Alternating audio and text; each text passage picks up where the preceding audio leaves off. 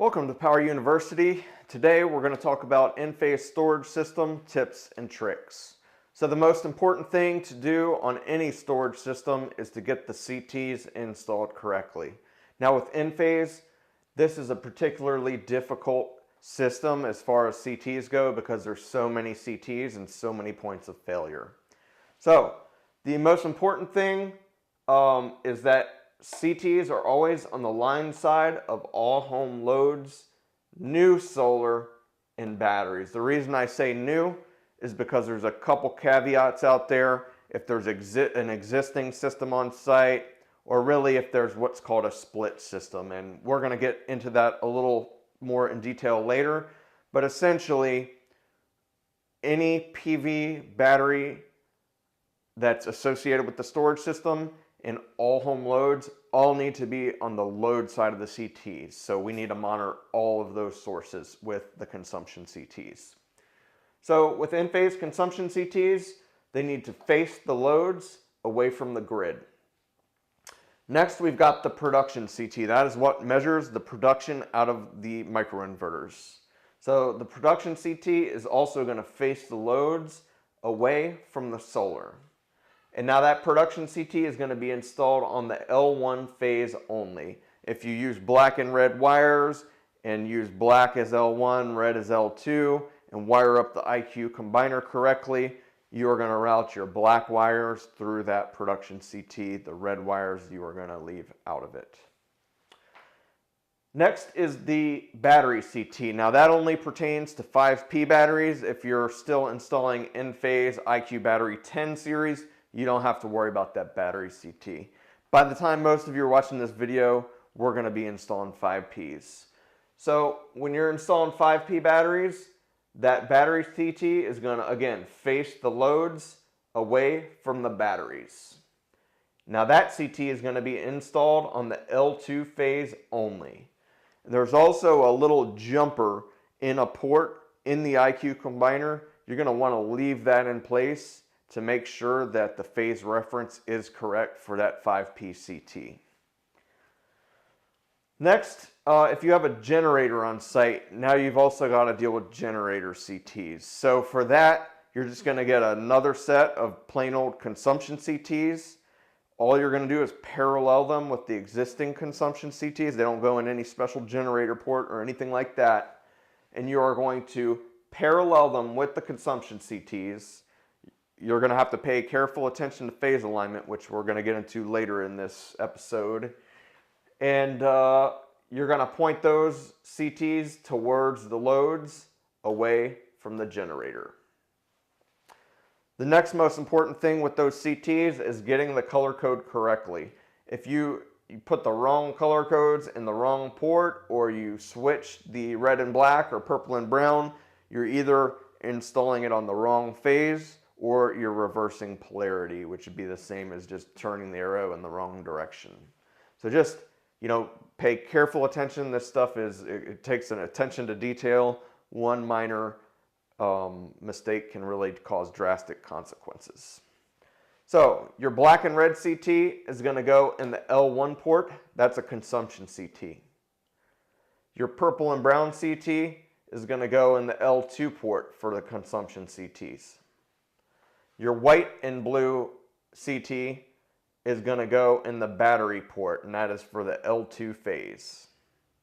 Now, if you're working with just a standard set of Enphase CTs that are all blue and white wires, at this point you should be getting these color-coded CTs to help you out there. But if for some reason you're not, make sure to tape your CTs different colors at both ends before you start pulling wire, and that way you can keep track of what phases what CT goes on. So, assuming you're using all blue and white CTs, maybe just wrap a red piece of tape around L2, a black piece of tape around L1, and a blue piece of tape around your battery CT. And that way you just know you're not going to mess anything up and get switched around after you pull wire.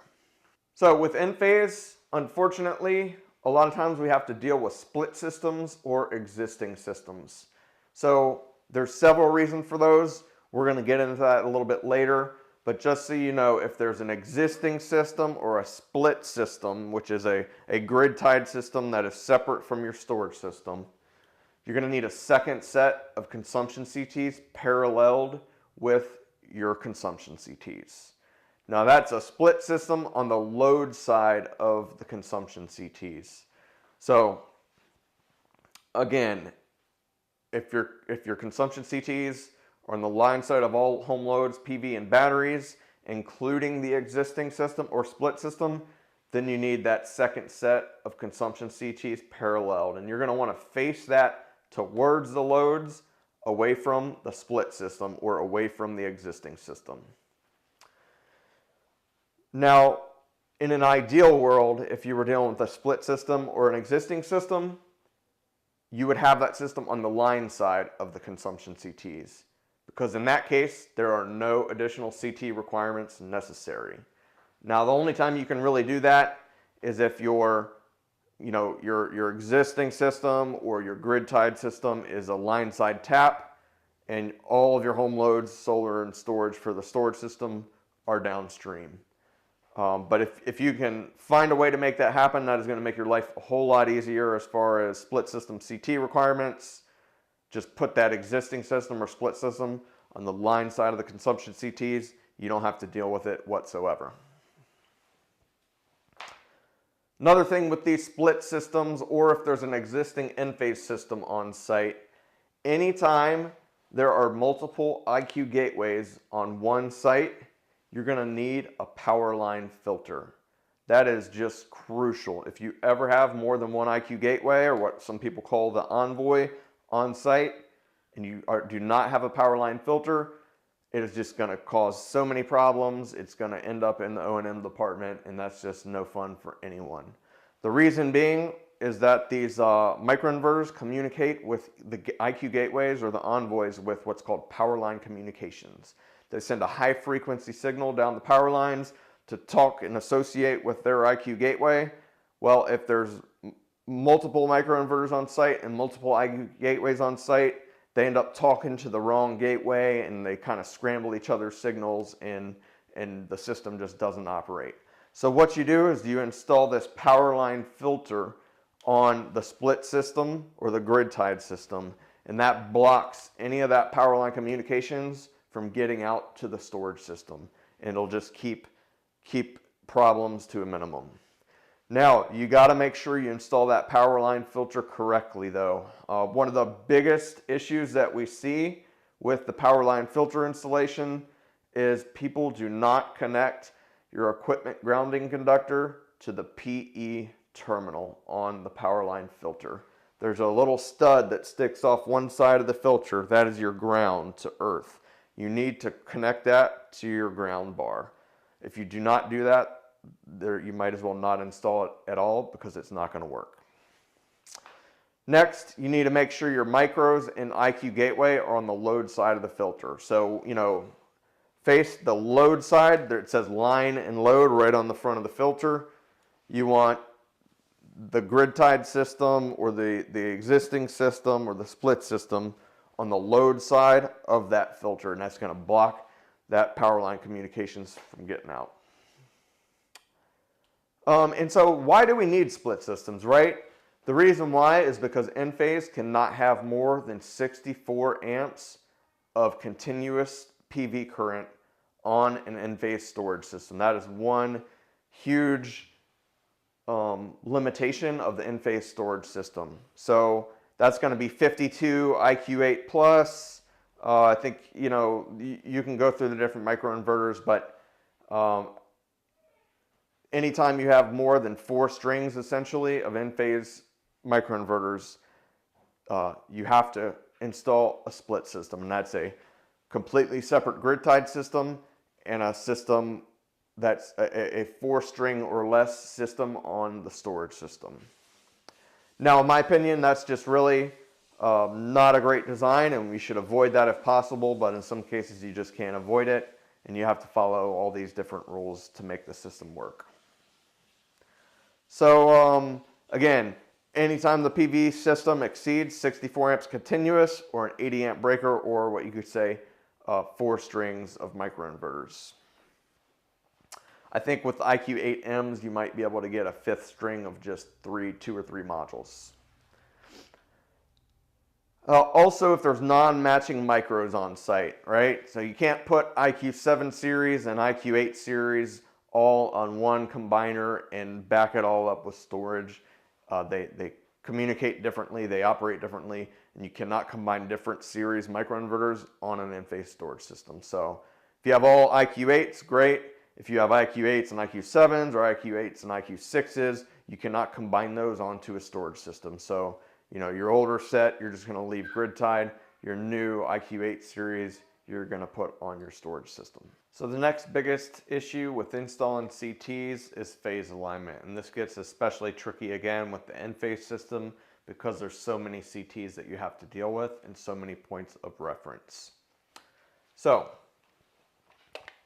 we're going to go into testing phase alignment a little more in detail in another video specifically on phase alignment. But for the Enphase system, in this case the IQ System Controller 3, this is Enphase with backup. Now if you did non-backup, the same things would still apply, you just would not have an IQ System Controller. But you're going to want to turn your voltmeter to volts alternating current.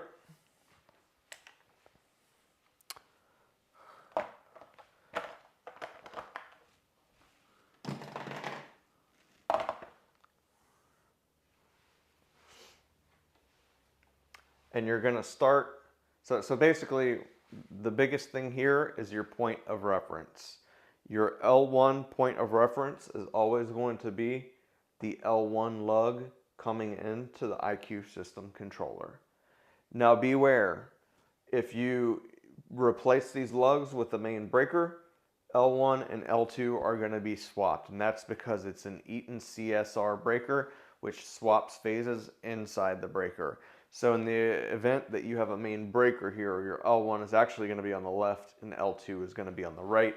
For this example, we're having a main lug.